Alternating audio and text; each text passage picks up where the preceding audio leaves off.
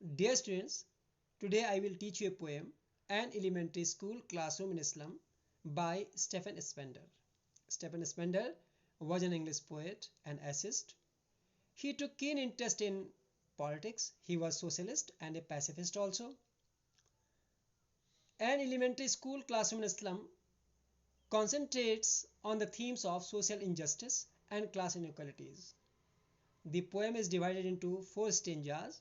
In the first stanza, the poet tells about the condition of the children of the elementary school. In the second stanza, the surroundings of the elementary school. In the third stanza, he tells about their living conditions. And in the fourth stanza, the poet appeals to the authorities to help the children to come out of these slums and help them to become civilized in their life. Now I am starting with the first stanza. First I will recite the poem. First I will recite the stanza and then I will explain line by line, and I will tell you about the poetic devices also used by the poet. So open your book and look at the first stanza and listen to me. I am reciting it. Far, far from gusty waves, the children's faces, like rootless weeds, the hair torn round their pillar, the tall girl with her weighed down head, the paper seeming boy with rat's eyes, the stunted, unlucky hair of twisted bones, reciting a father's snarled disease, his lesson from his desk. At back of the dim class, one unnoted, sweet and young, his eyes live in a dream of a squirrel's game in tree room other than this. So, in the first stanza, the poet tells about the children of the elementary school classroom. These children are living in a very pathetic situation, far, far from gusty waves. The phrase is far, far from and gusty waves. Far, far from means very far away from. From whom? From gusty waves. Gusty means powerful. Powerful waves of the sea. Actually, the poet refers to the civilized world, the world of civilization, the children of the civilization. These children are very far away from the civilized world. The children faces means the children are very far away from the civilized world and they are living in the slum world and very far away from the world of civilization. Actually, world of civilization is development and progress. So these children are living very far away from the world of civilization. And if you look at the poetic devices used by the poet, far, far from, the repetition of the word far and repetition of the F sound, which tells us that the poet has used alliteration. Alliteration is a poetic device in which the consonant sound is repeated and the words are repeated. It is repetition also. Then gusty waves.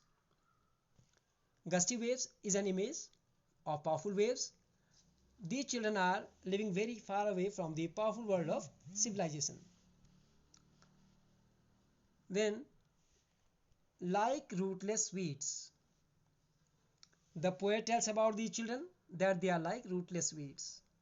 The poet, how does the poet describe the children? They are called like rootless weeds.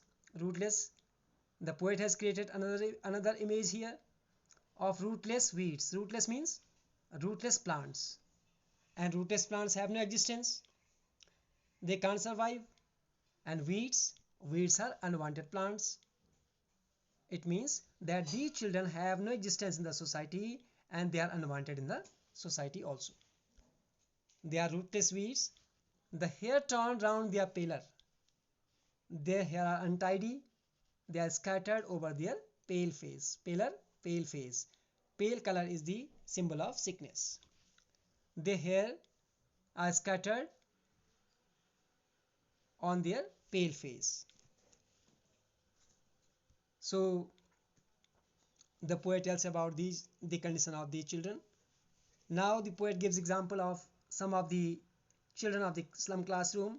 The tall girl with her weighed down head. There's a tall girl in the class, and what is her appearance?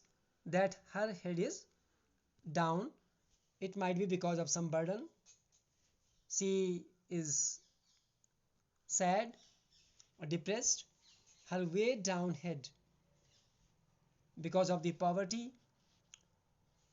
Another child, the paper seeming boy. There is another child in the class, paper seeming boy. Paper seeming boy, very lean and thin, very poor, emaciated. What does it tell us about these children? That these children are suffering from malnutrition. They are malnutrition children. They don't get proper food. Paper seeming boy, very lean and thin, with rat's eyes. The poet tells here, with rat's eyes. Rat's eyes is a metaphor. Searching eyes, like rats search for food. In the same way, the paper seeming boy, who is very lean and thin, emaciated, he was looking for food as he was hungry. Then the stunted, unlucky, here of twisted bones. You can see the words, the phrases used by the poet. They tell us, they suggest us the condition of the children. The stunted means one who doesn't grow properly, who remains short, stunted.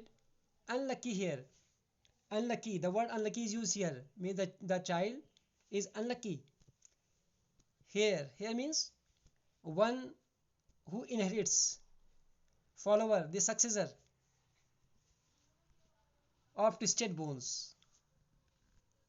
There is a child in the class who is suffering with the disease of bones, and he inherited this disease from his parents. He got this disease from his parents. The stunted, unlucky here, of twisted bones, means the child got this disease from his parents. Twisted bones. Reciting a father's snarl disease means, looking at this child, we can understand that he is telling about his parents also, that he got this disease from his parents. Reciting a father's snarl disease, he is listened from his desk. So the child in the class tells about his parents, that he got this disease from his parents. Okay. At the back of the dim class. Now the poet tells us about the back of the dim class. The poet has used here the word dim. Dim class. One unnoted. Another word here, unnoted. So these are the negative words which tell us about the condition of the classroom also. Unlighted classroom and unnoted, uncared children. There was a child at the back of the classroom, sweet and young. There was a sweet and young child at the back of the classroom who was unattended and in the dark classroom. Now this sweet and young is very much in contrast with the situation of the other children. How can a child be young, sweet and young? Perhaps the child was very young to understand the meaning of poverty and slum, and therefore the poet has used sweet and young for this child. And why is this child called sweet and young? Because his eyes live in a dream. The poet tells that his eyes live in a dream, means the child is dreaming of something. And who can dream? Who is not bothered about the difficulties of the life, one who can enjoy life, one who doesn't know the meaning of the difficulties. The child who was very sweet and young, his eyes live in a dream. And what kind of dream is the child seeing? Of a squirrel game. The child is dreaming of squirrel's game in tree room, like the squirrel goes up and down in a tree and lives in a tree hole. So tree room is a metaphor here. The poet has created images in this stanza, and the poet tells us that the child lives in his dream world. Other than this dream world is called here other world. It is different from the world of the slum. So the child lives in his dream world. So in this stanza, you have learnt about the condition of the children. They are poor, emaciated, malnutrition, diseased, and the poet wants to tell us that these children are living in a very pathetic situation, and they are living very far away from the civilized world. So dear children, you have learnt about the condition of the children of the elementary school classroom in Islam. That's all for today. I will tell you about the other stanzas in the other video. Thanks for watching video. Thank you. Have a nice day.